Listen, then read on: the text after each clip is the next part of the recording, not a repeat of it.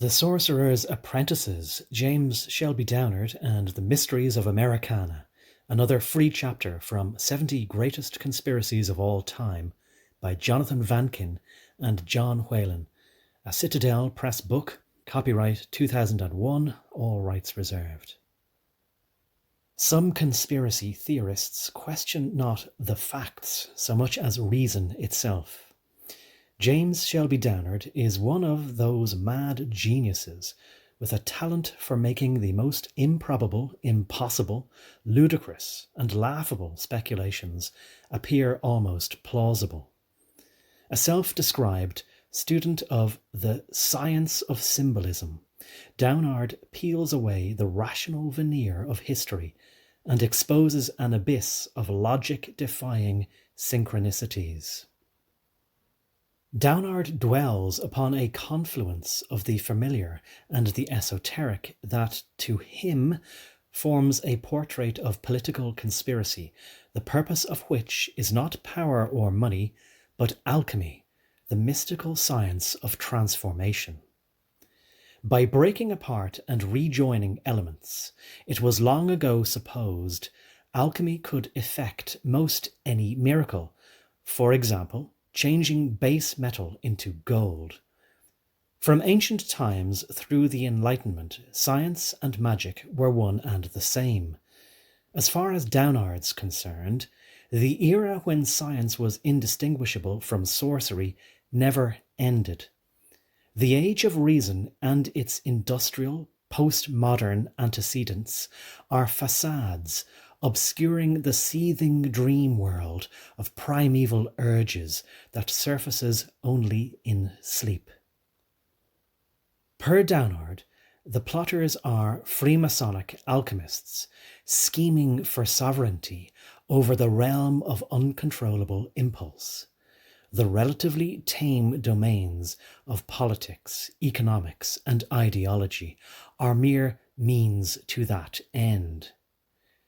Do not be lulled into believing, warns Downard, that just because the deadening American city of dreadful night is so utterly devoid of mystery, so thoroughly flat-footed, sterile, and infantile, so burdened with the illusory gloss of baseball, hot dogs, apple pie, and Chevrolet, that it exists outside the psychosexual domain. The eternal pagan psychodrama is escalated under these modern conditions precisely because sorcery is not what 20th century man can accept as real.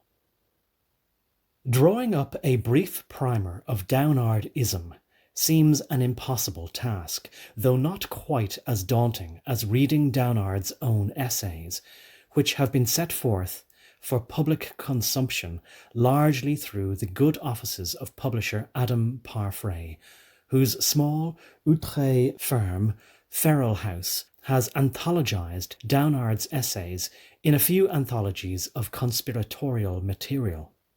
We can do no more than scratch the surface in this forum. The United States, which has long been called a melting pot, should more descriptively be called a witch's cauldron, wherein the hierarchy of the grand architect of the universe arranges for ritualistic crimes and psychopolitical psychodramas to be performed in accordance with a master plan, Downard explains.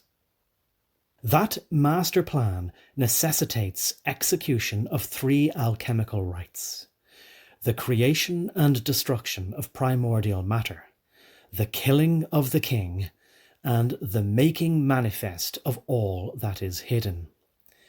Shakespeare's Macbeth is a killing of the king drama. Macbeth, who killed his king in accordance with a witch's, alchemist's, plot, and was himself later killed as part of the same schemata. The latter-day reenactment of the Macbeth ritual, says Downard, was the assassination of JFK in Dealey Plaza, site of the first Masonic temple in Dallas, and a spot loaded with Trinity symbolism. 3 is, for those not versed in such matters, the most magic of all magic numbers. Downard's observations include: Dallas is located just south of the 33rd degree of latitude. The 33rd degree is Freemasonry's highest rank. Kennedy's motorcade was rolling towards the Triple Underpass when he was slain by, according to some analysts, 3 gunmen. 3 tramps were arrested right after the murder. Hiram Abiff, architect of Solomon's Temple and mythic progenitor of Freemasonry, was murdered, according to Masonic legend, by 3 unworthy craftsmen. The Macbeth clan of Scotland had many variations of the family name. One was MacBain, or Baines. Kennedy's successor was Lyndon Baines Johnson, a Freemason. Dea in Latin means goddess. Ley in Spanish can refer to law or rule. Dealey Plaza was goddess rule plaza. Blamed for the assassination was a man named Oz, explained by Downard as a Hebrew term denoting strength. Divine strength is integral to the king-killing rite. Oz was killed by Ruby. Just as the ruby slippers freed Dorothy from the land of Oz in The Wizard of Oz, which one may deride as a fairy tale, but which nevertheless symbolises the immense power of ruby light, otherwise known as the laser. Dealey Plaza is near the Trinity River, which, before the introduction of flood control measures, submerged the place regularly. Dealey Plaza therefore symbolises both the trident and its bearer, the water god Neptune. To this trident Neptune site, writes Downard, came the Queen of Love and Beauty, and her spouse, the scapegoat, in the killing of the king rite, the Cinnadach, Gaelic word for ugly head or wounded head. In Scotland, the Kennedy coat of arms and iconography is full of folklore. Their plant badge is an oak, and their crest has a dolphin on it. Now, what could be more coincidental than for JFK to get shot in the head near the oak tree at Dealey Plaza? Do you call that a coincidence? For those in our audience still too puzzled by the whole Wizard of Oz thing, to get that last bit, the Queen is Jackie and Ceann Éadach is the Gaelic form of Kennedy.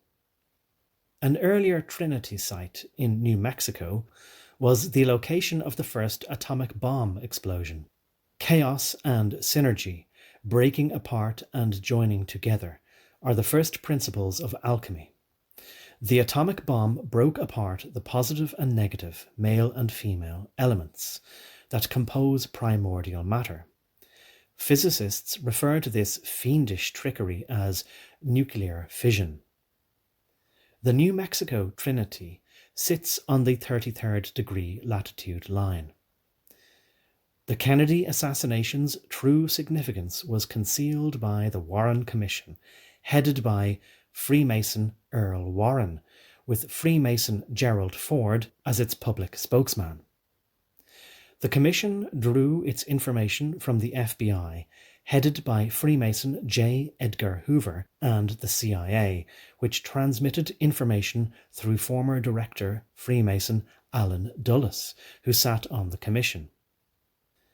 A decade later, Ford, when president himself, was the target of an attempted assassination in front of the St. Francis Hotel, located opposite Mason Street in the city of St. Francis, San Francisco. Members of the Freemasonic Hellfire Club, site of many a sex orgy involving such luminaries as Freemason Benjamin Franklin, called themselves Friars of St. Francis. The St. Francis Hotel was also the site of sex orgies. On its premises occurred the rape-murder of Virginia Rapp by silent film comic Roscoe Fatty Arbuckle. Virginia Rapp's name is a variation on virgin rape. The rape of a virgin is an important alchemical sex magic rite. The serpent is a Masonic symbol of king killing. The Symbionese Liberation Army, who kidnapped San Francisco newspaper heiress Patricia Hearst, pictured a serpent on their emblem. The word Symbionese means joined together.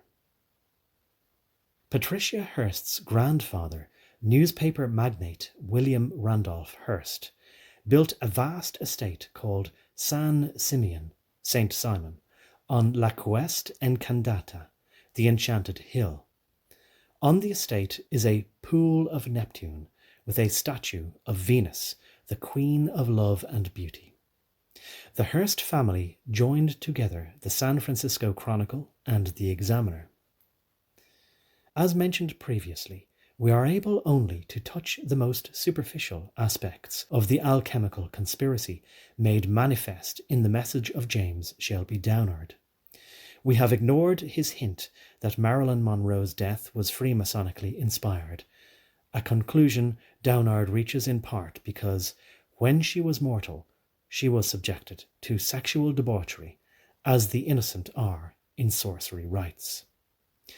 Nor have we covered Downard's argument that the advertising war between Avis and Hertz rent-a-car corporations involves fertility symbolism. For God's sake, let us hope he's misguided.